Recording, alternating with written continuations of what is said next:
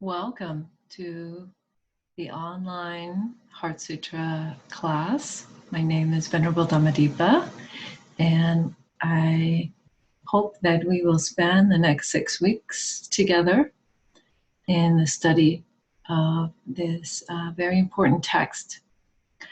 So this is the first lecture of the 6, and one will be posted each week.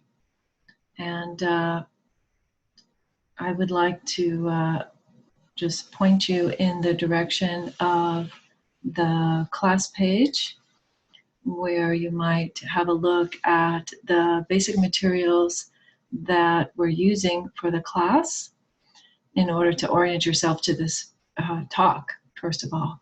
So our primary text is this text called The Other Shore by Thich Nhat Hanh. It is a revision of his translation of the Heart Sutra. So he did a translation a while ago, and then in 2014, he did a new translation and gave a series of lectures about it, and it produced this book, which happens to have been very shortly before he suffered from very severe stroke. So this is an important teaching that we have from Thich Nhat Hanh in the Vietnamese Buddhist tradition. And we're also using a series of translations, contemporary translations, and I'll say more about those in just a moment. But you should be able to find them on the class page. So if you go to Dhamma, Dhamma-Dipa, Dipa.com, and look in the upper right-hand corner, you'll see the Heart Sutra class link, and you can click on that and have a look. So in order to get started with the study of this, with the study of the Heart Sutra, what I'd like to do is just put it into a bit of historical context for you. And in order to do that, we start in about the mid-7th century of the Common Era in China, in an area called Shu. And a monk by the name of Xuanzang was traveling in that area, and he came across another monk who was quite ill and who was chanting the Heart Sutra. And Xuanzang felt some strong affinity to this teaching and learned it from his fellow monk. And all of this happened before his very famous trip to India. So Xuanzang was also a very noted scholar and translator in China at the time, and he had a burning interest in finding out more about Indian Buddhism. And so he walked across China and across the southern tip of the Gobi Desert and across parts of what's now known as the Silk Route. And eventually he went to Nalanda, a very, very famous Buddhist university, Buddhist monastery and teaching center, and became very well known, very respected teacher and practitioner of his time there, and then returned to China and with a number of texts, over 600 texts, and translated them over time. And it's said that that he also found the Sanskrit version of you should say, of the Heart Sutra while he was in India on his travels. But for this reason, hearing this story and seeing some of the textual evidence and the inscription evidence, some scholars have put forth the theory that the Heart Sutra actually originated in China with Xuanzang or someone before him, shortly before him. But I think most scholars have moved away from that sort of understanding. And so contemporary scholarship, I think, generally agrees that the Heart Sutra is part of a larger body of texts that are known as the Prajnaparamita. And I'll say a little bit more about the meaning of that title, but for a working translation, we would say perhaps the highest wisdom, or the wisdom beyond wisdom teachings. And there are many of them. They were compiled in the century before and after, roughly speaking, the beginning of the Common Era. And I hope that you all have had a chance also to review the Tricycle article, which was part of the required reading for this week. It's a very, very useful start for us, a context for your study of Buddhism in general, I would suggest, but certainly for the Heart Sutra. So this article is again pointing at scholarship and various evidence that we have that rather than a tree with a single trunk, if we look at the teachings of Buddhism and how they have evolved over time, what we find is something more of a thicket. What we find is various streams of teachings emerging in different parts of the world, in different languages, across similar time frames, and then evolving and influencing each other. And so what it suggests is that while we have texts in Pali, we have the Nikayas in Pali, and we have the Sanskrit texts, and we have sometimes Tibetan texts and texts in Chinese, in Japanese, in English, and so on, that it's difficult to discern any one set of texts or even one individual text as being an original, as being more authoritative than the others. And this, it seems to me very reasonable, because we know that the Buddha encouraged his disciples to spread out, to walk the countryside and to teach.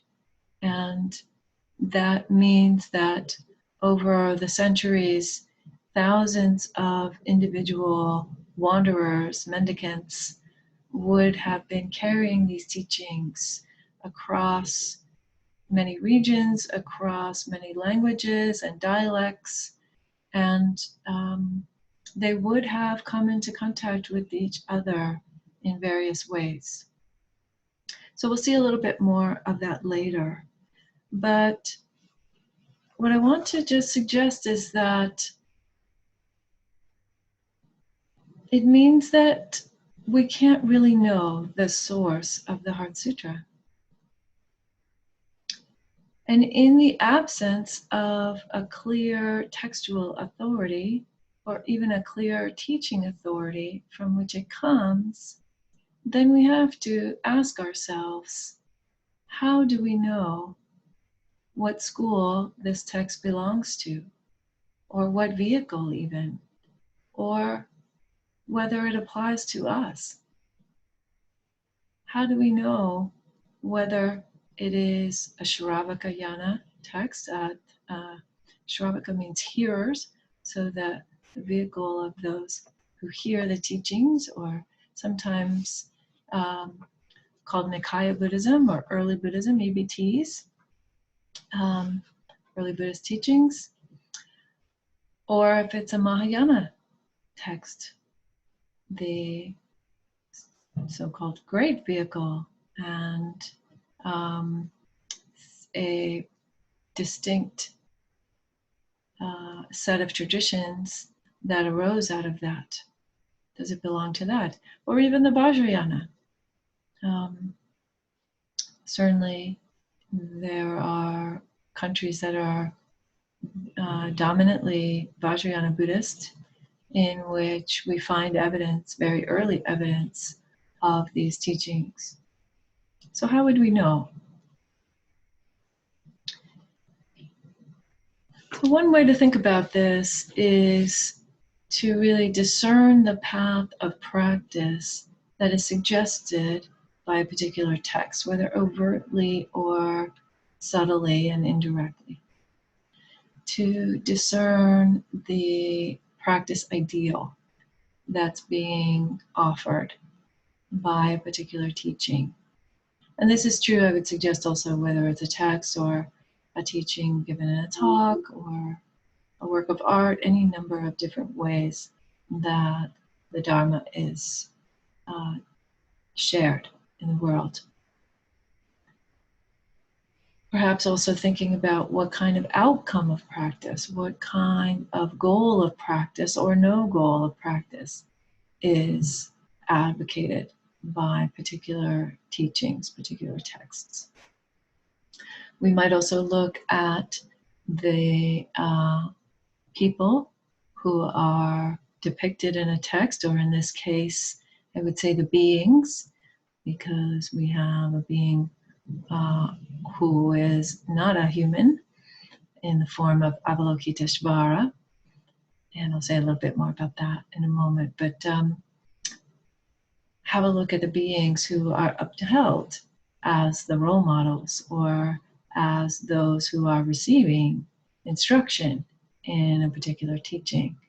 So we have many ways of looking at this and really reflecting on whether these role models, these paths of practice, these practice outcomes, these instructions feel that they lead to a place of peace for us, a place of wholesome, wise endeavor in practice. I would suggest that that might be a very authentic way to approach a text of unclear provenance like the Heart Sutra. So we have to actually say a little bit also about the vehicles, how the vehicles have identified themselves, at least in contemporary Buddhism. And in that way, we might also learn something about how to discern what path of practice is being offered. So we have, to give a very, very rough general statement about the vehicles, we might say that there is the early Buddhist view of a path of practice that emphasizes cultivation, emphasizes development, and a kind of cultivation that leads to liberation from the cycle of rebirth, that leads to freedom from dukkha, from suffering or fundamental dissatisfaction. And we have other vehicles, other teachings, other paths of practice that emphasize the inherent harmony of all things, and a path of practice which upholds, has a high value for beneficial action within the cycle of rebirth, within the activity of karma, the consequences, if you will, or the vipaka, the outcomes of karma. So these are perhaps various points on a continuum, and perhaps also not necessarily points that are mutually exclusive. That might be something to consider, to sit with, to explore how that might be true.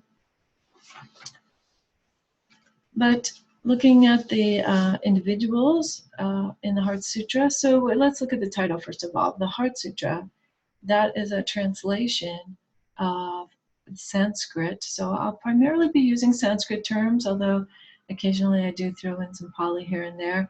Please don't hesitate to ask a question if there are terms that feel unfamiliar to you or that need further clarification. You can do that in an email, in chat during the online live discussion group, or actually verbally in the discussion group. So the title of our text is the Prajna Paramita Hridaya, the Hridaya, or Hridaya in Sanskrit. It's that last term is the term that means heart, the Hridaya, and it is it's heart in the sense of the kernel of a thing, or the essence, although I want us not to try to fall into any kind of essentialism, but the essence, or it also means the organ, the heart as an organ. But I would suggest in this case, it's really referring to that, to the sort of kernel of what? Of the Prajna Paramita. And prajna is a word, in Pali it's panya, in Sanskrit prajna. It's a word typically translated as wisdom. Thich Nhat Hanh in his revised title uses insight. Insight. That's also certainly possible and within the scope of how it would be used in some of the earlier tradition as well. And then we have this term paramita. So paramita can be translated in a couple of different ways. Thich Nhat Hanh tells us in the early part of the text that our primary text, that it means it can be parsed into two pieces: param, which means the other shore, and ita, meaning gone, having gone. And that's certainly one way of looking at that word, paramita, gone to the other shore. Or there is parami and ta. That's another way to break up this word or to parse it out and discern some kind of meaning. So parami means the highest, or the pinnacle, or the ultimate. And ta would be a state or a condition. So paramita could also mean the highest state. Sometimes for that reason, this word paramita is also translated as perfection, although I'm not terribly fond of that translation because I think that plays into a lot of our cultural, Western cultural tendency toward looking for some permanent, perfect, finite state. And this sutta certainly does not suggest such a thing.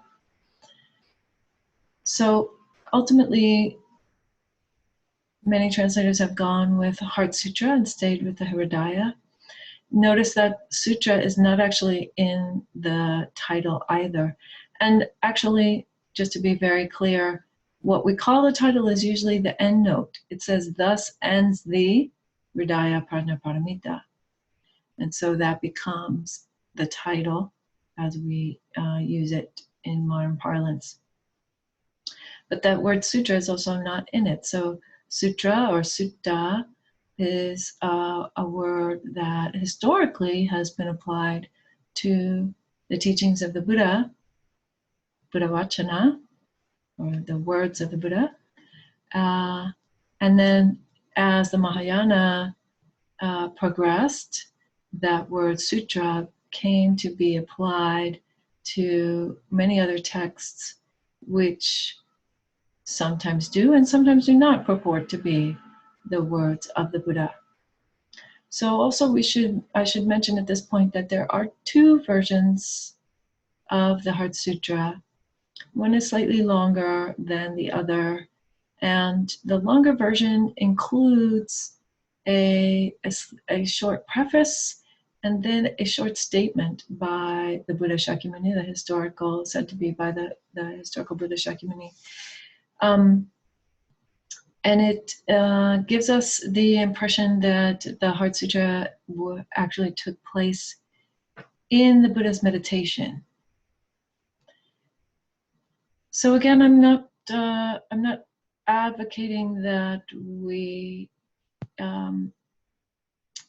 take a stand of trying to work with the sutra from the standpoint of any kind of authority granted by it as a teaching of the Buddha himself.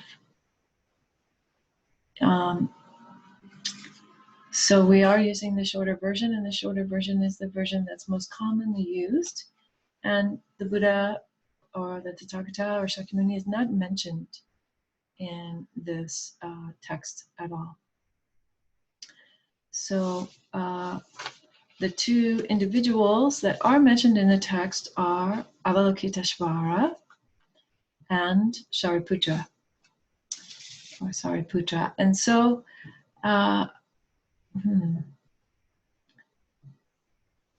let's see. So to say a word about Avalokiteshvara. Avalokiteshvara is the face that we put on, or the embodiment, you might say, of compassion. Compassion as a being, compassion as an activity. Avalokiteshvara is also known as the hearer of the cries of the world, also known as many different ways in which it is depicted. And I say it because Avalokiteshvara is often depicted as a male in the Indian form. Later on, she is in female form. She is known and quite revered in China as Kuan Yin, as Chenrezig in Tibet, and as Kannon or Kanzeon in Japan. And in fact, there are various non-gendered ways of depicting Avalokiteshvara. But again, Avalokiteshvara later on in the Mahayana, and certainly within the Indian understanding, is a bodhisattva, what we would call a transcendental bodhisattva. And so bodhisattva is a Sanskrit word that literally translates into awakening. That's bodhi. And sattva is a being. That's the literal term of it, the literal translation of that word. And the Buddha himself, the historical Buddha, referred to himself, at least from the records that we can find in the Nikayas and in the Agamas and in many of the early Sanskrit texts. The Buddha refers to himself as a bodhisattva before he is awakened, before his enlightenment.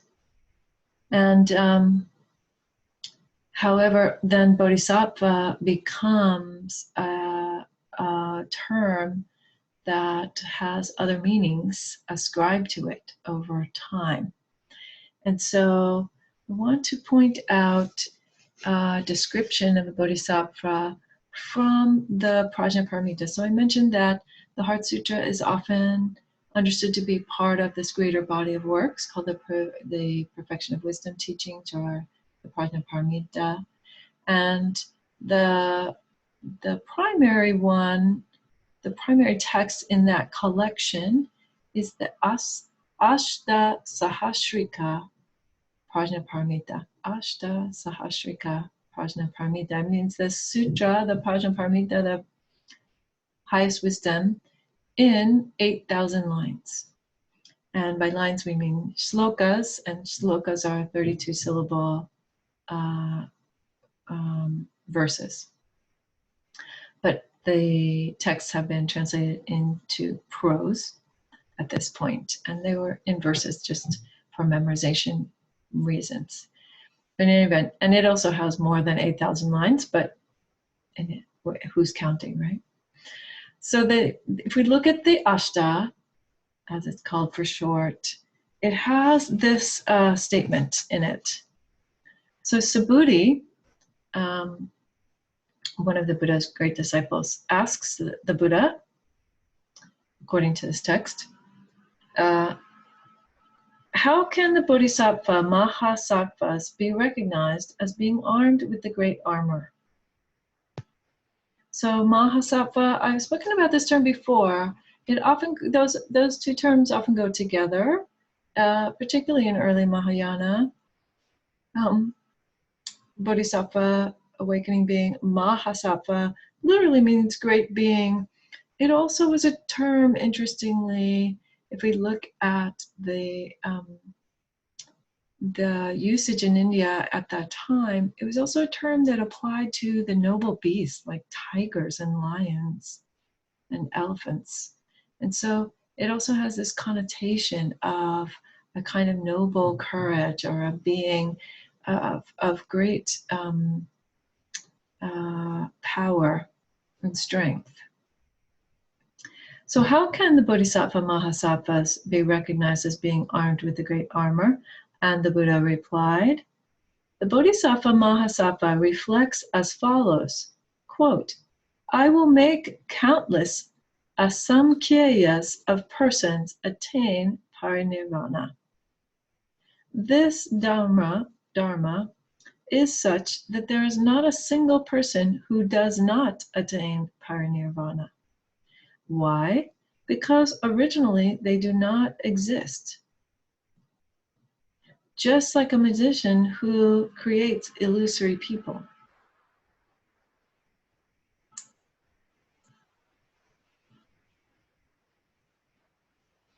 So, the Bodhisattva Mahasattva reflects as follows.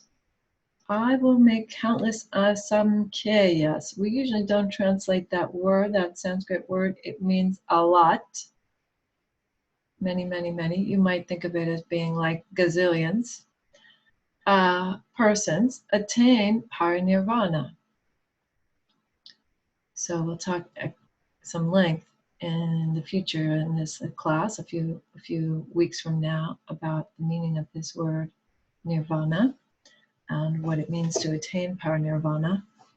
But at this point, we could say I would use as a shorthand ultimate liberation, final liberation. And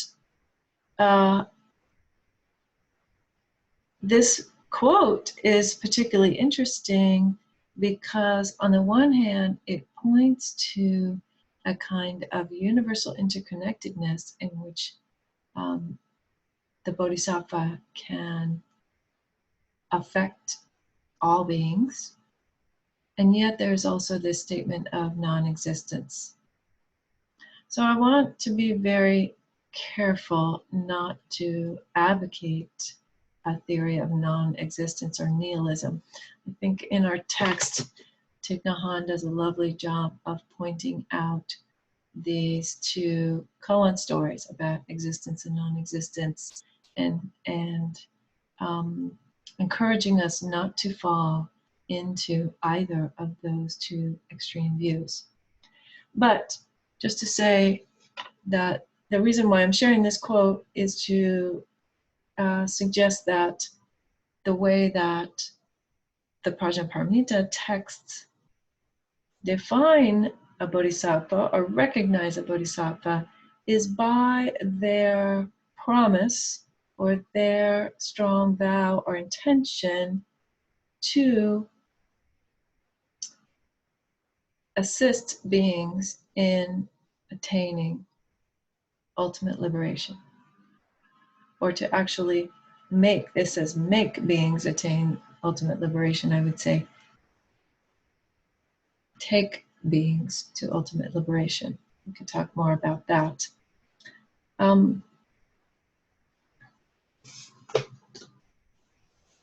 But notice that compassion is merely implied there.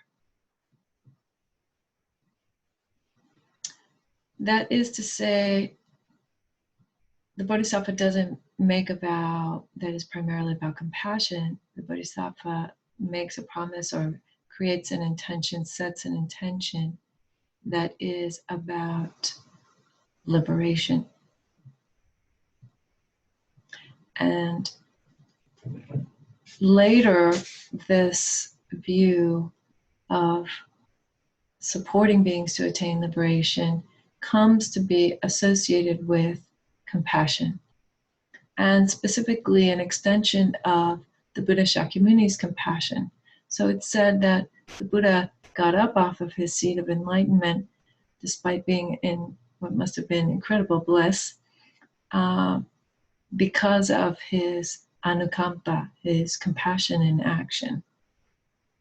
And the Bodhisattva then follows in those footsteps. And the other being that we have in our text is Sariputra. So Sariputra was a human being, just like the historical Buddha, Shakyamuni, and he was said to be the chief disciple, the marshal of the Dhamma, or the sometimes called the general of the Dhamma, the chief disciple of the Buddha. He was an incredibly well-respected mendicant, monastic, who did quite a bit of teaching himself during the Buddha's lifetime, at least again as according to the some of the records that we have. And as an example of that, I'd like to tell you a little bit. So I'm reading from this book called The Great Disciples of the Buddha, and this has stories of the life and teachings of both the men and the women awakened beings, the great disciples, as it said, of the Buddha's time, historical personages who actually practiced with him, with the Tathagata. So this is written by Nyanaponika Thera. This is a monk, but actually a Western monk, if I recall correctly. And he says this about Shariputra: we find the Venerable's skill as an expositor of the Dhamma exemplified first in two classic discourses of the Majjhima Nikaya, the middle-length discourses. The Mahahatipadopama Sutta, the greater discourse on the simile of the elephant's footprint, which is number 28 in the Majjhima. And he says this: the greater discourse on the simile of the elephant's footprint is a masterpiece of methodical treatment. Sariputra begins by stating, Sariputta, I want to be sure that I'm using the Pali because that's how he would have been called at that time, begins by stating that just as the elephant's footprint can contain the footprints of all other animals, so the Four Noble Truths comprise everything wholesome.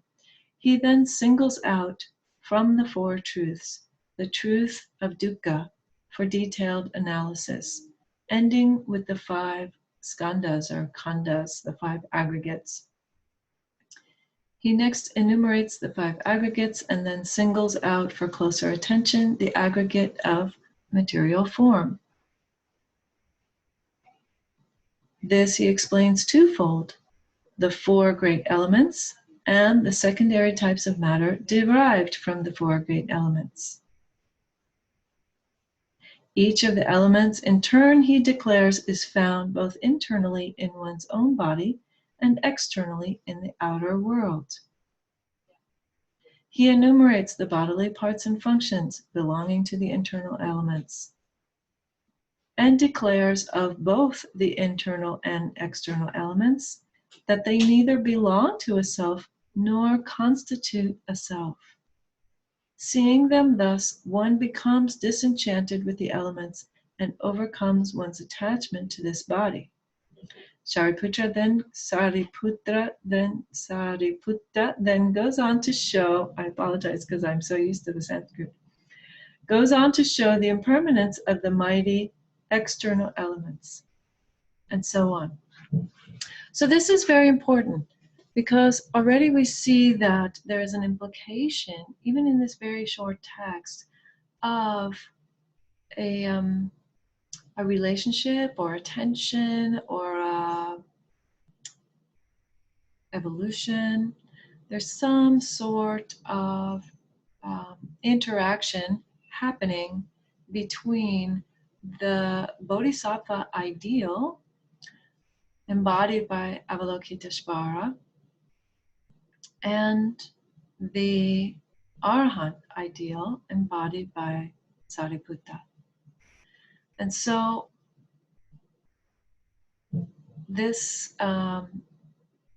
in the text, as many of you already know, most likely, it is Avalokiteshvara who is teaching Sariputta about the understanding of emptiness. And so we can understand this as a way of creating a kind of hierarchy or a kind of authority. But as I've said, I think that we need to really investigate this from a different perspective. We need to investigate this not from the perspective of dogmas or schools or even valuing something that's been long handed down, but to really investigate it from the standpoint of intimacy with our own lives, with our everyday self. We need to, I would suggest, take up this teaching, look at these ideals and the practice that is being offered and the teaching that's being offered. Take this up within the context of our individual bodies and minds, and really leave behind these notions of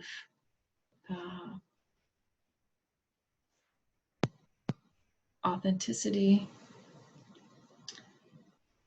but practice with a sense of immediacy. Practice really with the conditions that we have at hand.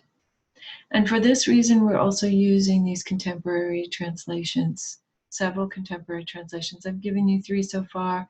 There's actually another document in which I'm going to share several more, and a couple of other websites. We'll look at many, many different translations, if you're so inclined, in order to really not arrive at what's real or what we think the original was, but rather to investigate from the standpoint of today, this body, this mind. How is this teaching relevant or not? And what are the ideals? How do I relate to these ideals? What are my personal role models? What are my personal paths of practice, my personal intentions? And how might they be informed by these teachings?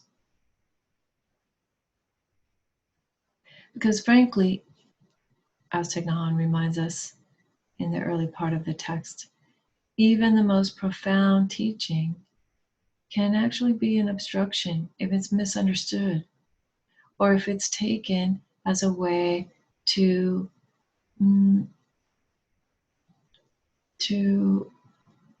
harden our defenses around a sense of self, around the one who understands, or the one who has a certain kind of authority.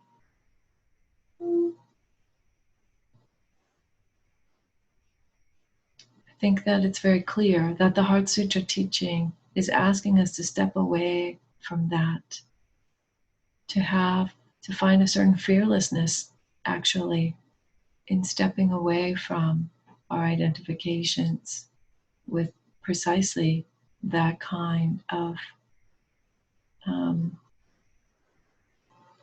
concept, ultimately. Concept. It's only as real as it's only as real as an idea.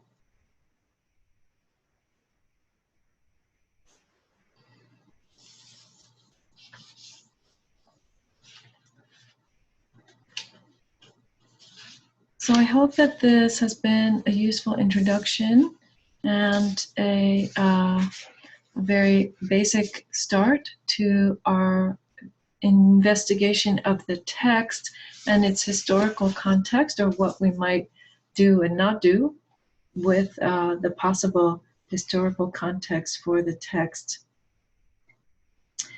And just to continue for just a moment, I also want to point out, speak a little bit about this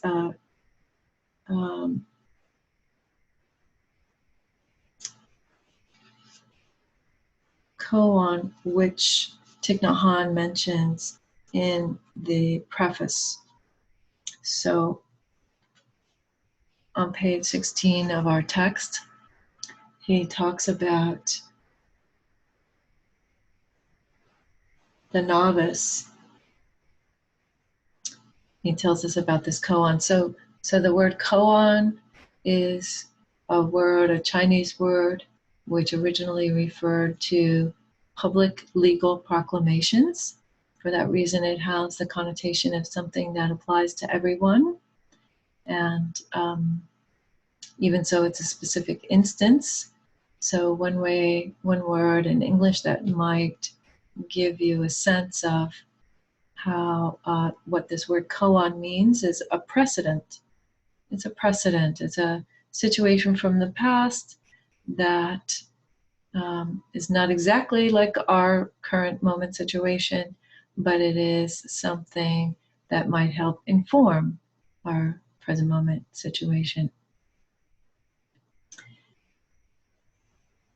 So the novice, upon being asked his understanding of the Heart Sutra, says, I have understood that the 18 realms of phenomena do not exist.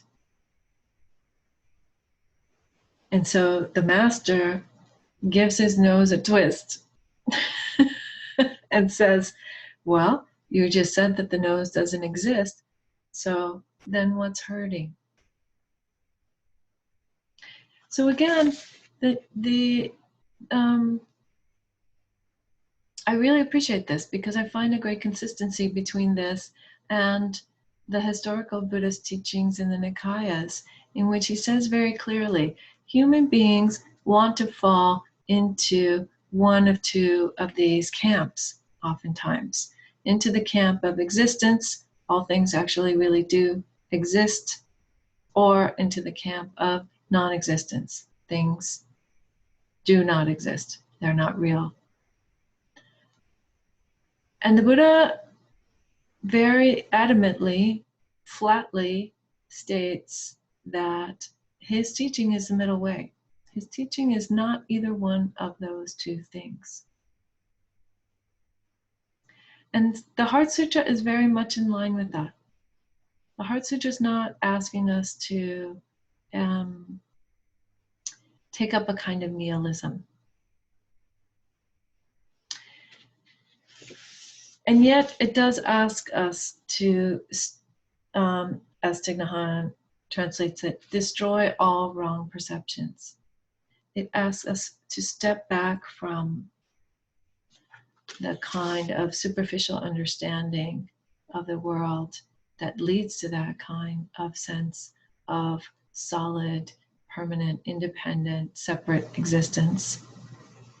To step back from that and to instead be willing to be fully transformed. Be willing to take up a practice which is so transformational that it goes completely beyond a single human life.